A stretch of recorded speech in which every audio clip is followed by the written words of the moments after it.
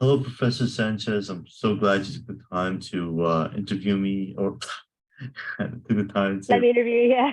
interview you. And so today we'll just be talking about the topic of wealth and happiness. As you know, there are no right or wrong answers. These are just your opinions and your thoughts on the matter. So don't be afraid to give any comments you may have to have. All right. So for the first question, obviously we have to say, how would you define happiness? Happiness. Do you mean like happiness, like objectively, or the happiness, I guess, for myself, What does or is it happiness both? mean to you? Uh, there are more moments in life that I am content or not unhappy that I am. Being able to spend time with the people I care about, being able to do the things that I enjoy, at least in some kind of consistent basis. Being happy in the work I do for the most part, or like the work I do for the most part. I guess that's how I would define it. Just overall having more good times than bad, or having more people that I enjoy being around in my life than those that I do not. Okay. Would you believe that you cannot be happy during bad times in your life? Um, Maybe not in the moment. I don't think that during a bad time necessarily you are happy in the moment, but I believe that happiness overall in life is that those bad moments aren't the synopsis of your life. Like they're going to occur, and during those moments you won't be happy, or you won't find satisfaction even in the things that normally you find satisfaction in. But that those are just moments in life, not your life entirely. So you believe that happiness would be an enduring sense of satisfaction and contentment with the time spent during it? Mm-hmm. Moving on. Oh, I can't minimize the Zoom. That's not good. I'm just looking at my questions out on my Google Doc. All right. To what extent do you believe that an increase in personal wealth will lead to an increase in life satisfaction and happiness? I think that part of that is, I guess, your mindset of the quality of life that you find will make you happy. I think money matters if a certain standard of living is what is happiness for you. But I have people that I've met that they're happy living below poverty, living out of a car and traveling, all over the world or wherever, or all over their country with a significant other, and they're happy doing that. And they would be considered, lower class, right? Not having really money. And there's people who aren't happy with life because they hate their job or what have you, and they're middle class or they're upper middle class and they have good money. So I think it's as long as you have the amount of money for the standard of living that you are happy having, and money to be able to afford the things that you find satisfaction in, whether it's going out to eat with your friends and your significant other, your family, or whether it's being able to go to Disney World every year, what have you. I think money only matters as long as it can afford the things that you enjoy doing and the standard of living that you would feel comfortable or at least satisfied living in. Do you believe that wealth can lead to a higher standard of living between people then? Um, Yeah, I mean, it just depends on what you mean by what standard living you're talking about. So if your standard like of living, if you're someone that grew up in an upper class family, standard living for you is very different for someone that grew up lower class. So I think maybe for them to have a standard of living that they're comfortable with and that they idealize and that make them happy, they would need a lot more money, a lot more income, or to follow in the footsteps of their family to be comfortable there. But also could be people that grow up lower class that they also strive for better live. They also strive to have a more expensive lifestyle. Like maybe for them, they want to live middle class or upper middle class. So I think it's just more whatever standard of living that and the economic status that is normally associated with that. Whatever standard of living that is something that you achieve to have or you would like to have, not in the sense of like if I were rich I could have this, but in the sense of like I could spend the rest of my life at this standard of living and I'll be content. That kind of standard of living, right? Like obviously I would love to be a multimillionaire and live in a mansion. I don't have to. I'd be fine making $60,000 a year and living in a one-bedroom apartment that I'm comfortable with. That is my standard. Like, somewhere that I'm comfortable with, that it's a nice, a nice area. Maybe that I have places I can go to do grocery shopping or nice restaurants. That I have clean water, like stuff like that. For me, that's a standard of living that, is at least enough to make me comfortable. I'm happy being there. I guess I don't know if that answers the question, maybe, but I think it does pretty well. All right, moving on. Do you believe it could be necessary in any situation to sacrifice personal happiness in order to gain more wealth?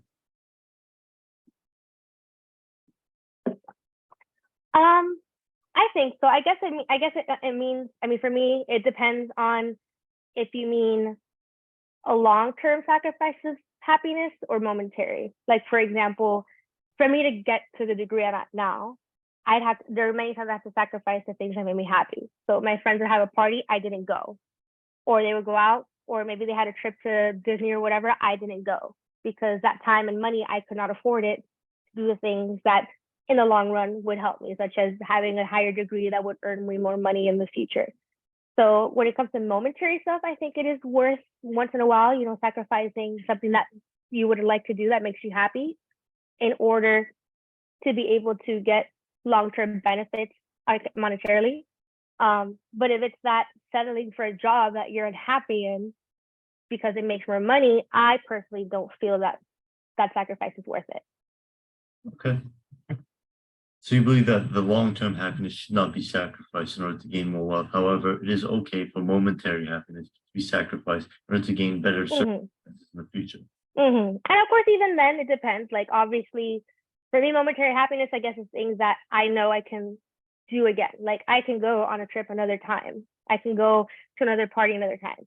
Maybe the only minimal examples are okay, my grandma's 90th birthday. I don't know when her next birthday is gonna be. Or my best friend's wedding. I wouldn't sacrifice not going to my best friend's wedding for my job.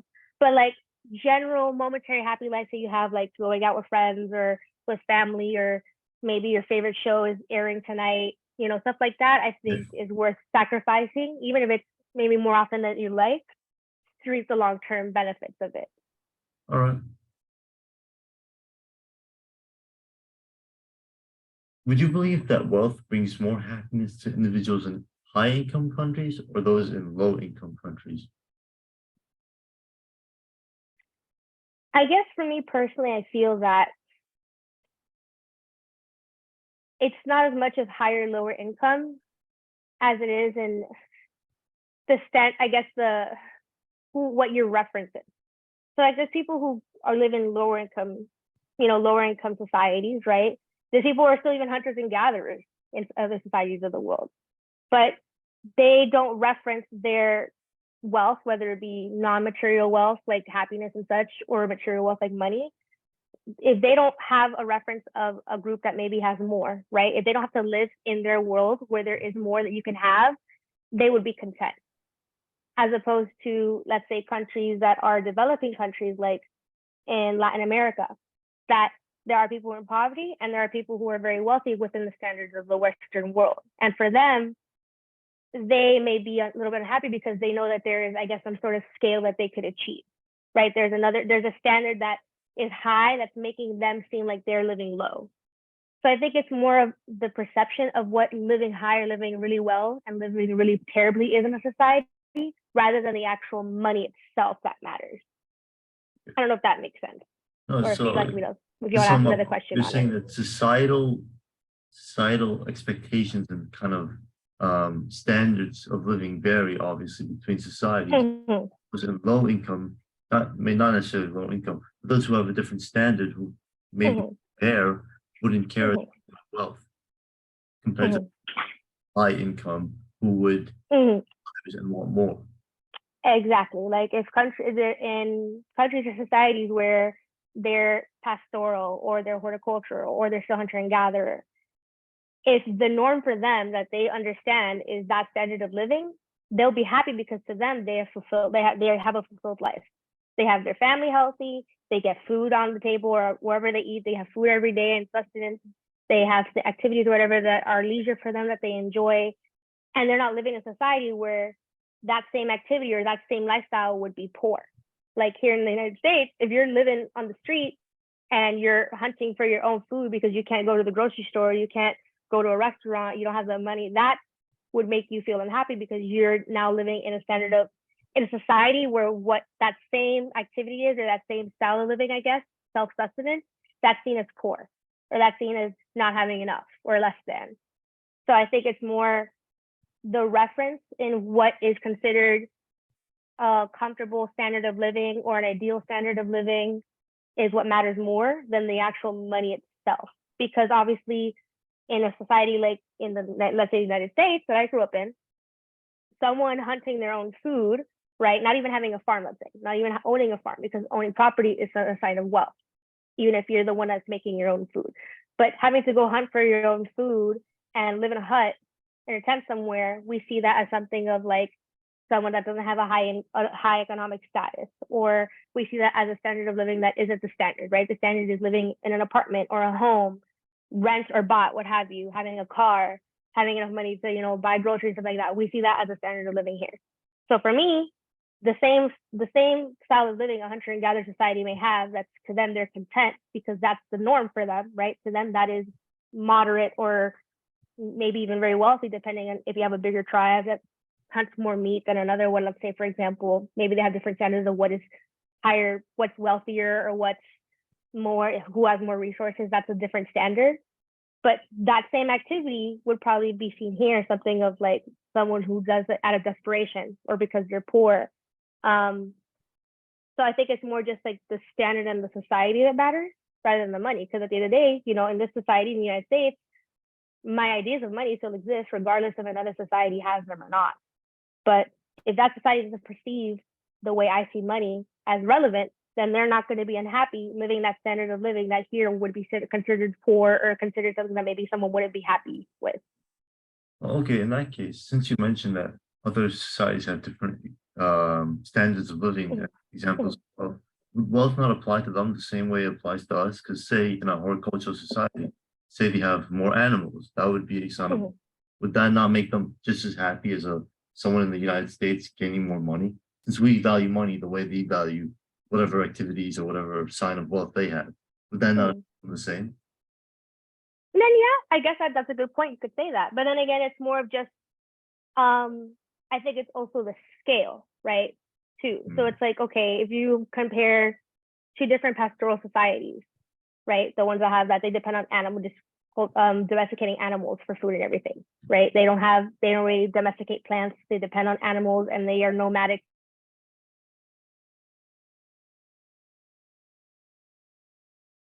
Bigger and have more animals than the neighboring society that's smaller. But I feel that if both societies have enough resources that everyone in that tribe or in that society is well fed and happy and has all the things they need, then they don't perceive that. So I think part of this too is that perceiving that there is an inadequacy in what you're living in. So it's different from, let's say, for example, me being lower class and maybe working a minimum wage job at McDonald's, and people that serve at McDonald's half the time are people that own Mercedes and BMW, who to them, what would be, a lot to spend on money, $20 for a couple burgers, to them, that's some change. So I think it's also like what you have in comparison, like being able to see that there is a significant gap, like some sort of stratification. I think that's also the thing. And some societies, that stratification isn't as deep or as gapped or as severe or as great. To them, it's maybe the difference of, okay, you own a few more animals than I do, but my tribe is still well fed. We're still healthy. We're still fine. We're not lacking.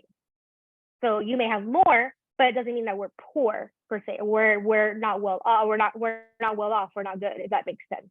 I think I understand what you mean. So you're saying that in places like the United States, due to the heavy stratification between the rich and the poor, this sort of how do I say, belief that money will solve more things, make you feel happier. It's obviously wider because you see, they think, well, while in say less or low income societies or kinds of cultures, they see that so long as we are happy and regardless of whether we're wealthy or not, we can be happy and content.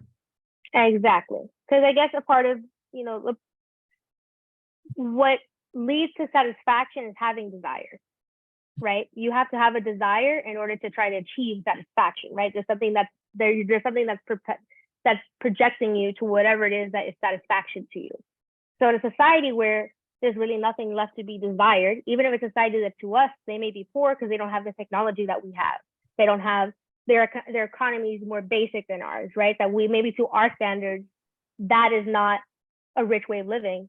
To them, it is because they don't have anything to desire. They have all the food they need. They have everyone that they care about healthy for the most part. Or if there are sicknesses, they don't know anything different. Like to them, that's just normal. So they don't have a desirable, well, this other country has all this medication and stuff. They don't know what they're missing because to them, that's all they have, right? So I think part of it is like, if you have a society where there's so much to be desired too, because there's such a large array of stratification within that society. And so that scale of what is poor and what is well off and what is rich is much more vast. I can see more people being unhappy in a society like that, especially when majority of the people fall in the lower economic statuses, as opposed to societies that are much not primitive, but they're not like industrialized, I guess is what I mean. They're not industrialized, they're very basic in their economy. So they maybe don't have as much of a desire for so many things, whether material or non-material, compared to a society like ours, if that makes sense. I don't know if that. That makes a lot of sense. For the record, this is a great interview so far. I'm glad. Okay. This question kind of relates back to, actually, I think we already answered this one. We'll move on. Yeah. Okay. So what would you say are other factors besides wealth that contribute to happiness and life satisfaction? I guess just having things and people that bring you enjoyment, whatever that is. I think if anything that matters a lot more than wealth, not that wealth doesn't matter, wealth is very important because wealth is what allows us, especially in a country like ours, to be healthy, right? Or again, healthcare that we need so that we can do the things we like to do, that we're physically well. So maybe the happiness we get are actual material stuff that we like to buy. There's people who are streetwear connoisseurs and they love being able to afford $200 t-shirts, and that's what makes them happy, collecting that. That's them. Or the people that's just like, okay, I like to just get shit-faced every other week with my friends, and that's all I need to do for the rest of my life. I'm happy. So I think, of course, money matters and wealth matters, because for a lot of those things, we need money to do them. So in that aspect, I do think in that sense, whatever it is that you think is like a leisure thing, something that makes you happy, the amount of money you need, like if you have enough money to be able to afford to do that, and that's what satisfies you in life, I think both those things matter. I guess they have to interconnect in a way.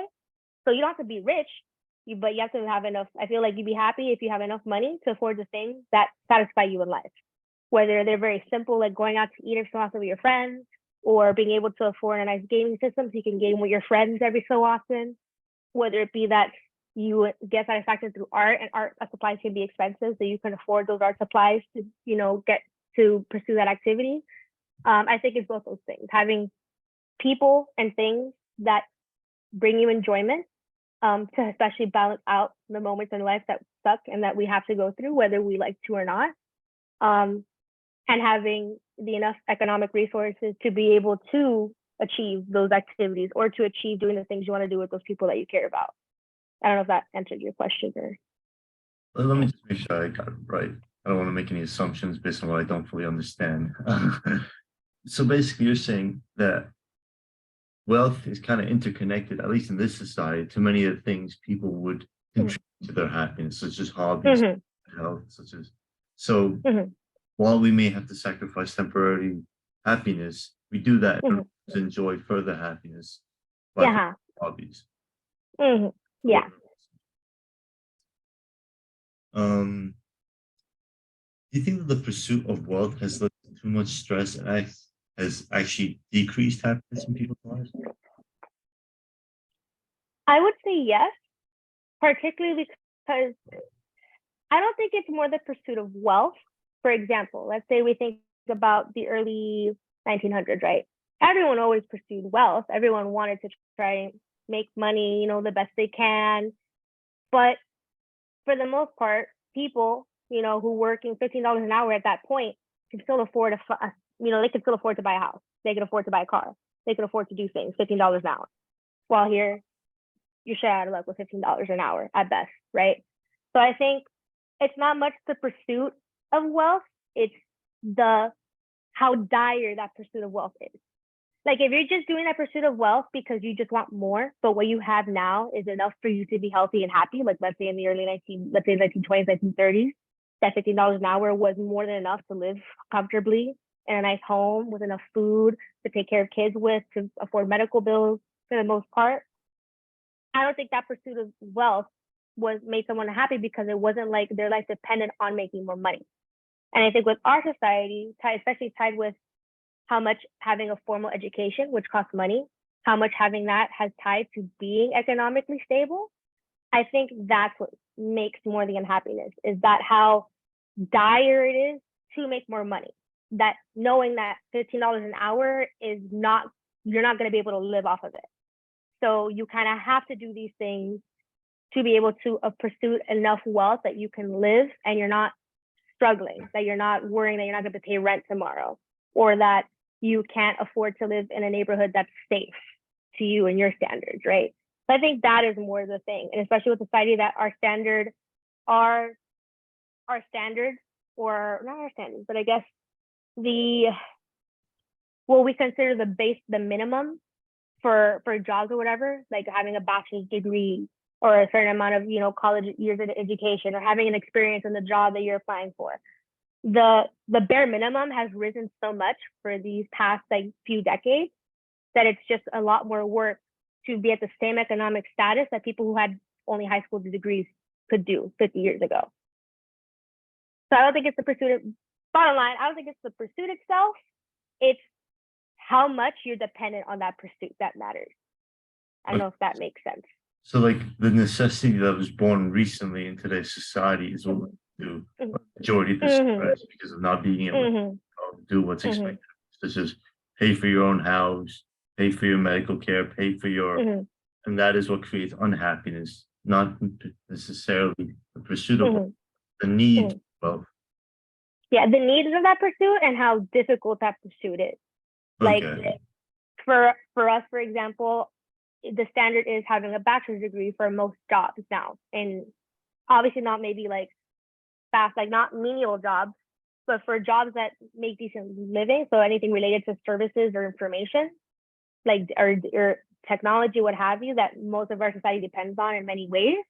To have jobs like that, like having an office job per se, a lot of them at bare minimum you have to have a bachelor's degree, and going to 4 years to college costs time and money that a lot of people don't have. Because even 50 years ago, it's not even just that people were living well off on what is minimum wage to us, but even more money was being put into education compared to our generation now. So I think, yeah, definitely it's just how difficult that pursuit is, like how strenuous it is, and how much that pursuit requires for you to even have a comfortable a comfortable means of living, enough that you're not on the street, that you're not starving, and that you at least have enough money to do some leisures of activity that make you happy. I think that's more the thing of how difficult and how necessary it is for you to pursue this wealth in order to have that. I think that's what more causes unhappiness than pursuing it itself. Because there's people who, I mean, it's a random example, people who come from upper middle class families, right? And so they have families that have money, right? They have they're comfortable, they can go to them if they need it, and they can probably get connections to them for good jobs. But maybe they want to do something for themselves. Like, I want to pursue more wealth. I want to try to do a startup, right? That's probably something that brings them happiness and it's fun to them. It's not unhappy to them because that's more not of a means of survival. It's something for them just to achieve something higher. That's something that they find more purposeful. But at the end of the day, if that startup doesn't work out, they still have other means to live well off. They have a family maybe they can go back to, or they have connection that their families can help them to get a decent paying job. And more likely than not, their family helps them pay for school. So they're not worried about, paying out of pocket going to school. I don't know if that makes sense, but I guess that's what I mean. That definitely makes sense. I mean, I definitely see where you're coming from. So what do you think we can do to mitigate these negative effects that is born from the desire of wealth and the difficulty of acquiring money? At least personally. As individuals, or do you think or you mean as a society? As a society, but how can a person mitigate those wealths? You understand? Yeah. Okay. So I guess I'll answer the first part and then I'll answer the second part too. So as a society, I think one literally just making it so that average the average job that the average person can get, right? Because we think the average person is college educated, right? But people who have a 4-year degree only make about 30% of the population, maybe 35, maybe 40 now, but for sure under 40%. The majority of the population is not college educated. So the average person probably you would say is not college educated. So I think for one as a society, it's that whatever is a bare minimum, like a decent, comfortable standard of living, that you're not struggling working 2 jobs to make ends meet, that you are not able to afford anything of leisure because of it's just a lot just to pay your rent and your food. But by an average, like a nice standard living, I mean that you have enough money to afford a decent, rent and a decent place to live, that you can afford enough to have a decent food, right? And not just shit, not like just fast food or whatever, like actual food that you can afford, right? And enough money that at least, not that you're going on trips all the time, but at least that an average person can afford, okay, I can afford to go out to dinner once every other week with my family, or I can afford to go to the movies once every other week, with my friends, or I can afford to go out drinking, like you can afford to have some leisure, right? I think as a society, if we made the minimum, like I guess, yeah, the minimum wage or like the minimum salaries across the board to be able to afford that, so that everything above that, it's more just surplus rather than like needing to just to live. I think in society, that's what would make a lot of people more happy, because they're not living to work, they're working to live, I guess, if that makes sense. Like, it's not that your whole life revolved around you just trying to make money so you could survive. It's rather, okay, you have enough to survive, and now you put all this energy into just for your own satisfaction. Like, you want to do all that work, and because you want the acknowledgement, or you want the raise, or you want to be able to get a certain amount of days off to go on a trip. Like, for at that point, it's like you're not working thinking in the back of your head, I may not pay rent next month, or that I can't afford going to the doctor if I need to. I can't go to the clinic and spend, $50. I can't afford $50 at the clinic to just get a checkup and get cold medicine, like prescribed cold medicine, right? So I think as a society, that's that. As a person, I think it's, I'm a sociologist. So obviously, I think individuals, to an extent, we have power over our lives, but we can't control everything. Like, even if we want to make more money, if we have to wait 2 years to get a degree, nothing's going to change that. You can maybe work a little bit harder to finish it in a year, but you still have to put in time to get that degree and money to get that degree. You can't tell the university, I don't want to pay this much money. You kind of have to, in some ways, you can't really control it. You could do the best that you can, like applying for scholarships, applying for financial aid, maybe going to community college instead of going to university, like stuff like that we can control. I think for the most part, for individuals, what we could do to help sustain our happiness, even having to live through these things, is finding, I guess, space that it's okay for us to be lazy. Like, if you need to not work for these next couple of days so you can have fun, even if okay, I do need to get work done, at least maybe like working to try to at least give ourselves a break, even if it's hard to do. I think that's something as an individual who can do, like try to make it structured that, okay, at least once a month I do this. I go out with my friends, or I go out to do whatever the hell it is that makes me happy. Or, okay, I plan one trip once a year and I save a certain amount of money every week or something like that. I think the best we can do is maybe just try to the best of our abilities, whatever it is that makes us happy, try to make sure we find time to do that, even if it's easier to just not do that and work the extra shifts so you make more money.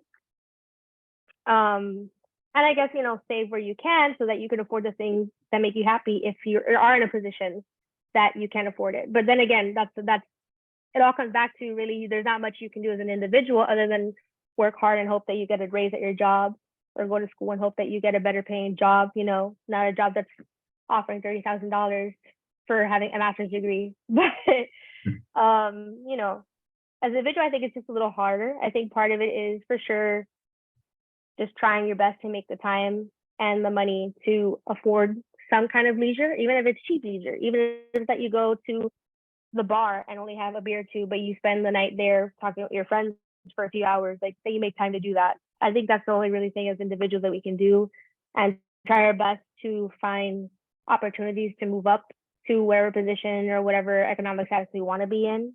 But I think more societal changes would have helped at the individual level than individual changes. Okay, so you're saying, well, in a individualistic standpoint, there's less you can do besides, work hard and ensure that your needs. Mm-hmm. But society, we should ensure that people's needs are met, so that wealth doesn't Mm-hmm. become a point, and that working and Mm-hmm. without any leisure Mm-hmm. becomes standard. All right. Mm-hmm. For the next question, I was thinking, do you think that the type of wealth affects happiness, such as inherited wealth or earned wealth?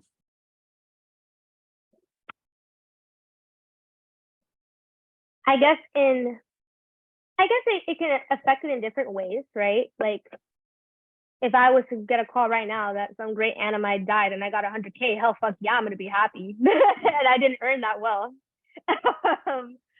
But I think, but if I'm someone that maybe grew up from a family with money and I take for granted having an inheritance, like I know I'm gonna have an inheritance, so I live my life knowing I'm gonna be fine. Like maybe it doesn't bring me happiness, it just brings me comfort. And the same with earning, your wealth. Some people do get satisfaction in life through the work that they do. And so the money that they earn means a lot more to them than someone who's just working to get money and that's it. So I think definitely it does affect it. It's just more subjective, I guess. I guess it depends on maybe how much that money means to you rather than how you got it. But then also how much the work that you're putting into getting that money means to you is what matters. I don't know if that makes sense. Oh, no, it makes sense. And follow up, you don't have to answer if you don't want to. What would you prefer? Becoming wealthy based on inheritance or based on solely your hard work? I mean, I'm not gonna lie. If I could get an inheritance and not have to work the rest of my life, I think that's fair for a lot of people to feel that way because working sucks. But seeing is that I do not foresee that in my life. I think for me, like when it comes to earning money, I don't really care if I don't make 100K in my lifetime, like as a salary. I don't care if I don't live upper middle class or middle class. For me, I'm just like, as long as I make enough money to be comfortable, like if I'm making 70K, 60K a year for the rest of my life, if I can afford rent an apartment that I'm comfortable in, in an area that's decent, and I can afford to go out every so often, or afford things that I like that make me happy, I think if I can earn that satisfies me. I'm happy with that. And I'm proud that that whatever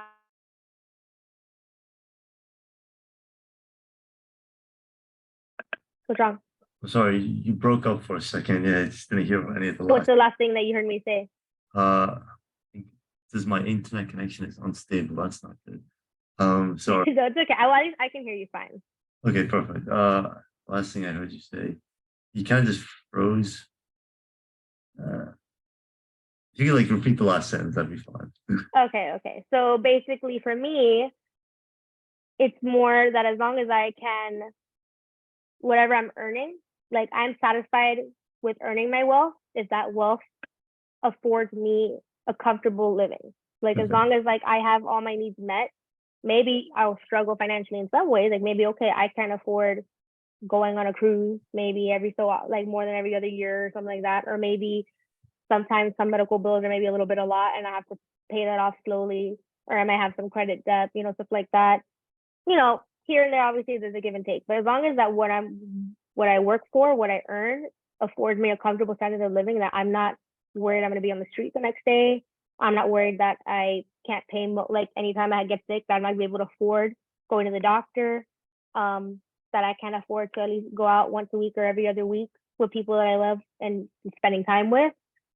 I think if even working all that work and I still can't earn that, then to me, yeah, that money doesn't make me happy. Like earning it doesn't make me happy. So I think it's more that whatever I do earn, if it affords that comfortable living, then I'm happy. Like I'm satisfied in what I'm earning. And I feel like earning it and knowing that what I'm doing is enough to afford the standard of living I want, I'm satisfied with that. If I felt like my work is meaningless and I'm doing all this work and I'm still unhappy with how I'm living, then earning it wouldn't matter to me. Okay.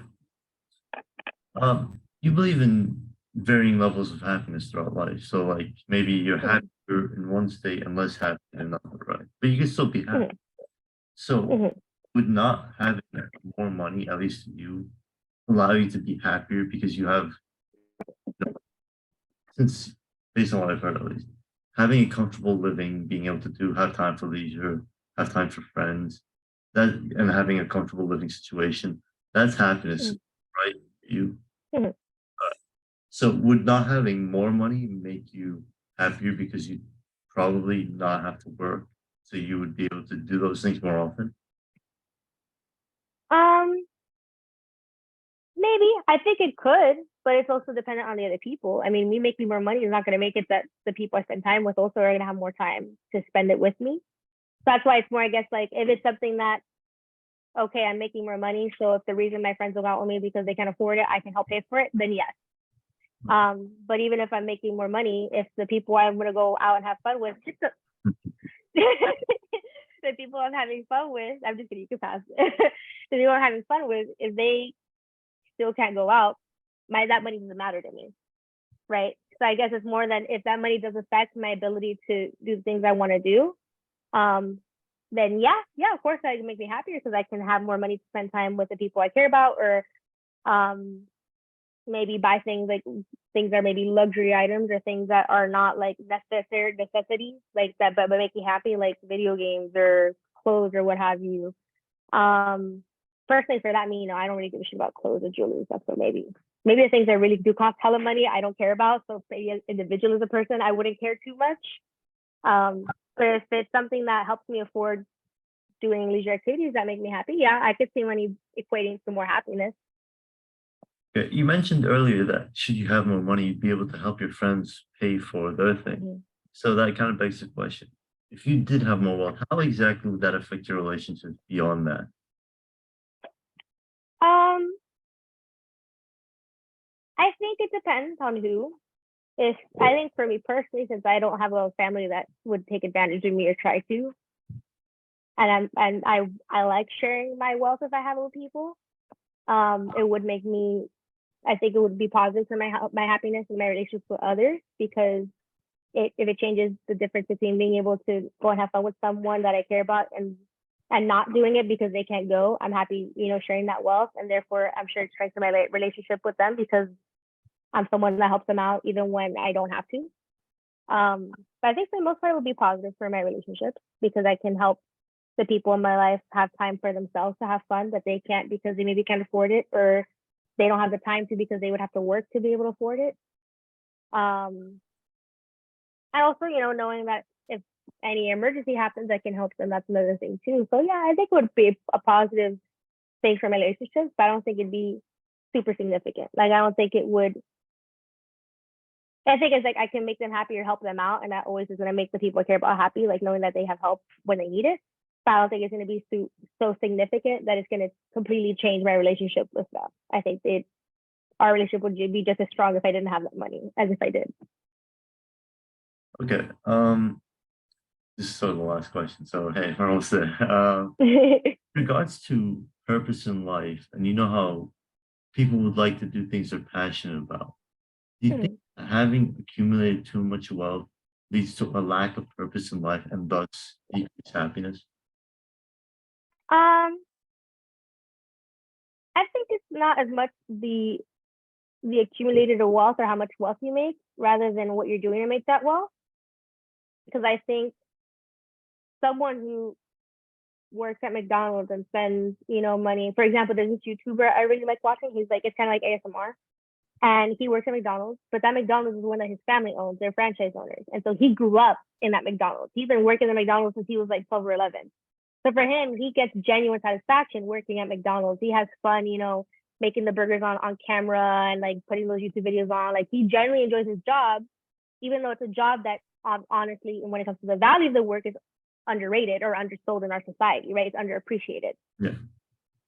But someone making 100K and all they do is maybe have a couple interviews or a couple phone calls a day. they just kind of are at their office all the time, like they don't really have they don't have fun doing their work, they probably would be more unhappy than that person working at McDonald's. But it could be the other way too, right? There's someone that maybe they don't care. Maybe they don't care that they don't enjoy their work, because to them it's like they don't hate it, right? Some people are just like, well, as long as I don't hate it, I'm fine. If I'm apathetic to my work and I'm making good money, I'm fine. I'm good, right? And that person might be more happy than a person who does work at McDonald's and they hate that job. So I think it's more of I guess how much it matters to you to love what you do, because I do believe not everyone is like that. So if you're someone that you have to love what you do in order to be able to withstand doing it and making that money. If you're making a bunch of money and you do not love what you're doing, then for sure you're going to be more unhappy. If you're someone that you don't need to love it, but your minimum is you don't want to hate your job, then you'll be happy doing a job that at least you don't hate, that makes a lot of money, or a job that you don't hate that maybe doesn't make a lot of money. I don't know if that answered your question, but No, I think that so. Basically, you're saying that wealth doesn't so much care about the purpose. So long as you're happy doing what you're doing, you will have mm-hmm, and you will have happiness. mm-hmm, Other people may not care so much, and you can still be satisfied, regardless of the to accumulate wealth. mm-hmm. Exactly. Because I guess that's the thing. It just depends on, part of it also depends on if purpose to them is work. Because some people don't equate your career or your education to purpose. Like they do that to live, and their purpose is doing something else, right? Like their purpose is I have neighbors that I recently met, and they live in a van together and travel across the U.S. playing music, and so they just work. They work just to get money to afford doing that, but their purpose is their art, not the job that they do to make money, not the job that actually sustains their living, right? Because I think it just more matters of what if work is something that is where you find purpose in, like if you define in your head or in your heart, however you want to see it, that work is what your purpose is, or having a career that you like, a job that you like, or whatever it is that you do for a living, that's your purpose, and it's something that you don't love, then it's going to make you unhappy regardless of money. Or if you're someone that that isn't your purpose, but you also don't want to work something that you hate, and you're working a job that you hate, even if you have something else that gives you purpose in life, maybe you do art, maybe you are in a band, maybe you are a pro gamer, I don't know, that's your purpose in life, right? But you work a job that you hate, whether it makes good money or not, you're also going to be unhappy, in my opinion. You'll have something else to balance it out, but when you're a job and when you're miserable and you spend most of your time working and you do probably gaming, you're going to be unhappy most of the time. That makes sense. Mm-hmm. All right, that was all the questions. Thank you. Any other questions? Anything you want me to add? Oh, if you have anything to add, please do. No. Oh, no, not at all. You have any? I can't do the work for you. You did really well. Was that your first interview? The first one I've given, yeah. Awesome. What's your story? And stop recording. Hold on, let me stop recording. Well, let me just thank you so much. That was a very insightful